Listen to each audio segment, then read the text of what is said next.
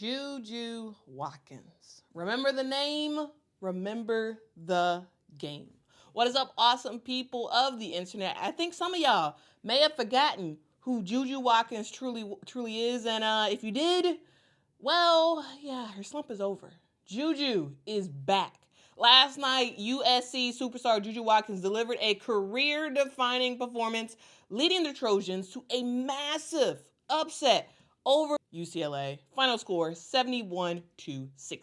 But this game was not just a big win. This was USC's first victory over a number one ranked team since 1983. So this just means a lot, especially against their crosstown rivals in front of a star-studded LA crowd. Guys, when you got Sanaya Lathan come into a USC game, you better win. You better win. If y'all don't know what I'm talking about, watch Love and Basketball. You'll get it. Anyway, let's break down how this game happened, starting with JuJu's absolutely insane stat line.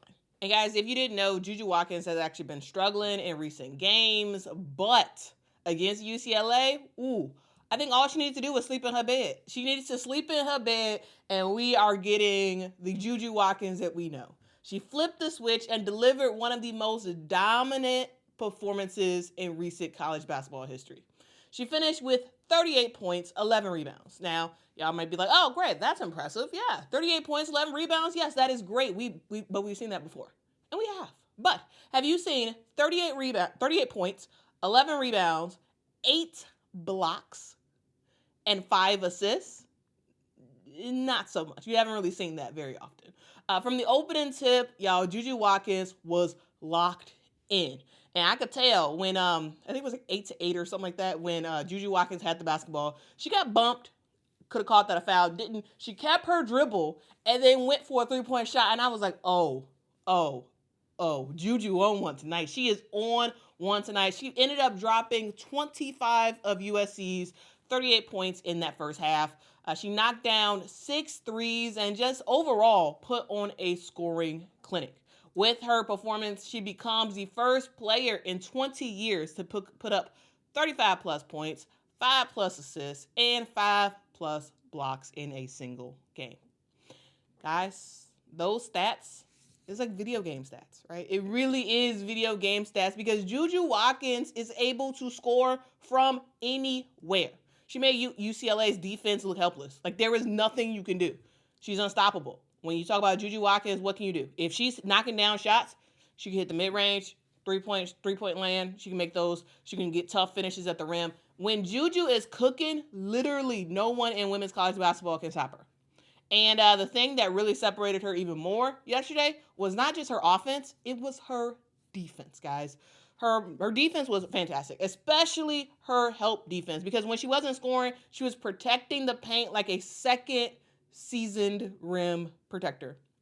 Her 8 blocks completely disrupted UCLA's offense, especially what they were trying to do in the post, because she got some monster blocks against the post players for UCLA, specifically 6'7" Lauren Betts, who has been dominant all season, but struggled in yesterday's game because of the way that USC was playing some defense. When Lauren Betts started to heat up in that second half, JuJu Watkins told her teammate Clarice Akinwafo, who also had a really good game, she told Akinwafo, I got your back.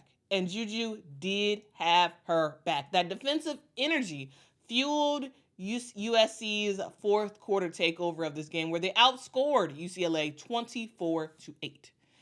And guys, USC struggled in parts of this game, right? They trailed by 7 points to start the fourth quarter. But then JuJu took over. She was blocking shots. She was setting up teammates. She was scoring at will. And her clutch layup with about 5 minutes left to go in the fourth quarter put USC ahead for good. And from there, they never looked back. They absolutely never looked back. Now, as much as I give credit to JuJu in yesterday's performance, because she did have a fantastic night, but let me just give some credit to the entire squad for USC. Now, Here is how exactly they pulled off the upset. It was defense, defense, defense, and a little bit of athleticism. Defense won this game for USC because they made life miserable for UCLA, holding them to only 35.1% shooting, their worst of the season. Also, USC forced UCLA into 20 turnovers, which turned into 21 points. Kiki Ira-Afin was the only other Trojan in double figures, finishing with 13 points and hitting some key shots late. Now, overall, I still don't think Kiki Ira-Afin had a great game, but she did enough for her team to be successful. Talia von Oelhoffen, I saw some really good hustle from her, especially in that first half. There was a massive 3-point bucket that she got, and I was like, whoa. Okay, TVO, you better do your thing. And she had some pretty good hustle plays on defense as well. Kaylee Heckel continues to be awesome. Clarice Akinwafo, her defense was huge in this game. And Kennedy Smith also had some fantastic defense yesterday as well. She continues to step up in her freshman year. This, guys, was a team win. Yes. JuJu is the main focus of USC. She is the main engine that gets this team going. However, this was an everybody thing. And I, again, loved the strategy for this team. Defense. That's the strategy. Defense and give the ball in JuJu Watkins' hands. And because I guess JuJu was able to sleep in her own bed, I guess she was ready to go, y'all. She was ready to go. This was not just a win for USC. This was a statement. USC snapped UCLA's 23-0 undefeated streak. Now, USC is 4-1 against top 10 teams. And when they score 70 points or more, they're 20-0. So, guys, that, my friends, is dominance. And as for JuJu Watkins, guys, she reminded everybody why she's one of the best players in the country. With this win, USC improves to 22-2 and solidifies themselves as a legit national title contender. And man, when you got JuJu Watkins, one of the best players in the country, and she's clicking on all cylinders on offense and defense, I mean, what can you really do? Now, UCLA should have absolutely gone to Lauren Betts way more in that first half. There were times where there were slivers of moments for her, and they didn't give the ball to her as much as they should have. In that second half, I think USC really just stepped up their defense even more. But UCLA, they have to figure out ways to get different plays off for Lauren Betts. And the best way to get Lauren Betts open and to get her one-on-one looks is for your guards to knock down their shots. Knock down their three-point shots. Because that forces the defense to actually stay with their man instead of sagging in the post. There were so many times where the defenders for USC, they were sagging. Even before Lauren Betts even got the ball, sagging, trying to show presence to make sure that UCLA didn't even think about throwing the pass in. Like that, if you make your shots,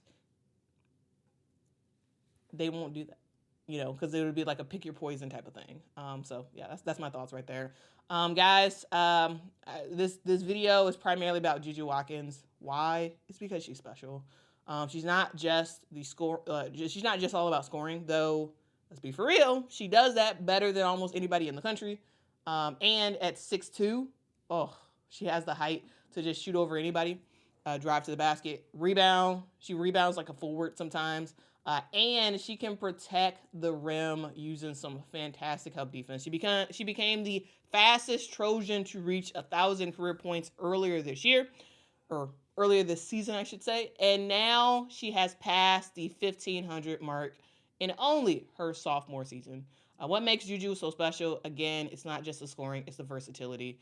And it's just wild. It is just wild to see. She's on just about every national award watch list, the Wade, Naismith, Wooden, you name it.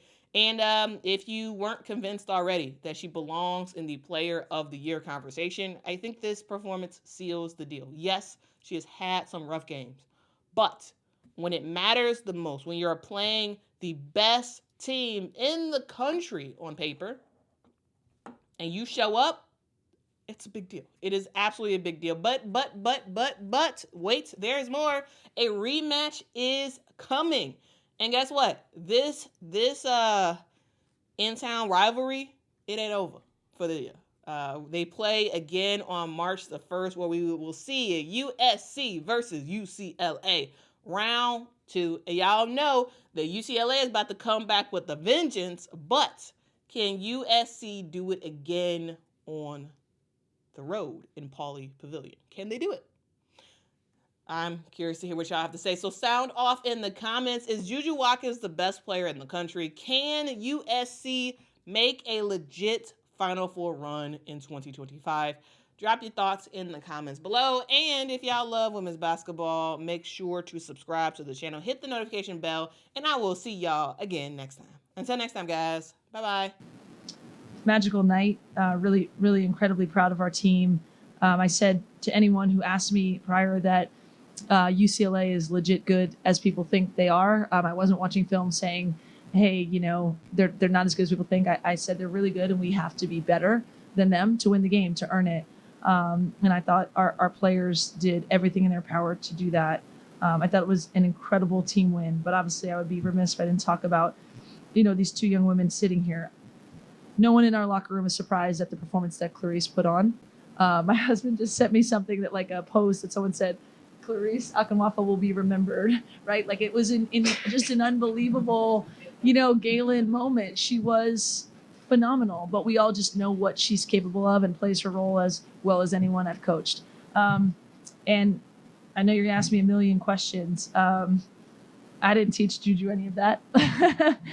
Just try to put her in situations to be her best self, and she does most of that work. What I was so impressed with tonight, obviously, was just the mentality she came out with.